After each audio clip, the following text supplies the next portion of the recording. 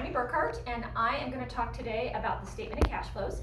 I am using our textbook out of chapter 13. I am on page 628 and 629. Just an introduction to the statement of cash flows. The purpose of the statement of cash flows is to tell where the cash came from and where it went. So it's kind of answering the question, where did the money go and how did we get the money?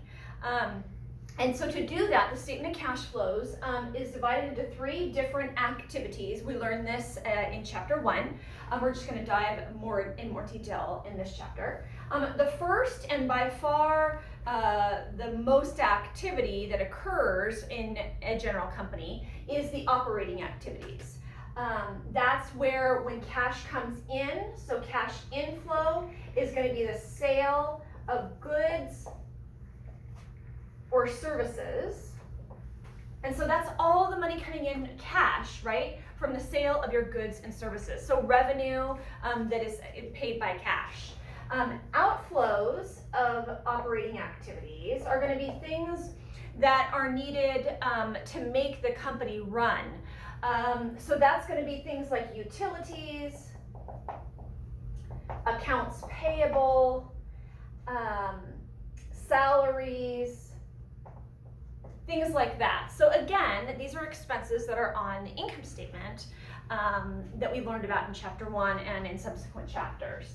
The investing activities, this is really, investing activities is not us investing in other companies. That's not what investing means here. Investing is investing in ourselves. So what are we doing to invest in ourselves? And it's the purchase and sale of property, plant, and equipment. So once again, an inflow is going to be the sale of property, plant, and equipment. So things like land, building, and equipment. So a purchase of that, the sale of that is going to be an inflow. An outflow, therefore, would be the purchase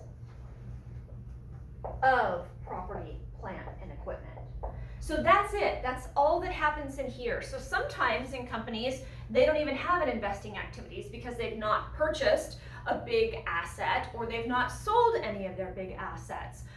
Larger companies, this happens more often, and so you would see quite a bit more on large companies in the investing activities. But for small individual companies, you might go quarter after quarter, year after year with no activity here.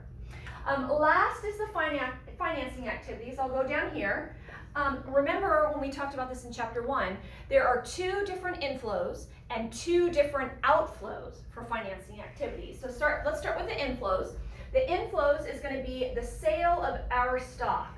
We are issuing our shares of stock to the public, and so the sale of that stock is going to be an inflow of cash to us. So whatever our stockholders pay us, that's the sale of stock. The second inflow is going to be any kind of borrowing. So I'm just going to write that word here, borrowing. That could be borrowing from a bank, borrowing from an angel investor. That could be selling bonds. Any kind of borrowing that we do, whether to keep our operations going or to purchase a large asset, the borrowing of that money is found here in the financing activities. Last, for the activity discussion, is the outflow. An outflow of activities for financing is going to be payment of dividends, which we know that that's how we repay our stockholders. So payment of dividends. And usually that happens either quarterly or annually, depending on the company. And then last, of course, repaying the borrowed funds. So I'm just going to write it just like that. So repayment of borrowed funds. So that right there is going to be our introduction to the statement of cash flows. In our next segment, we're going to talk more about creating the financial statement of the statement of cash flows. But for now, I'm going to end with that. Thanks.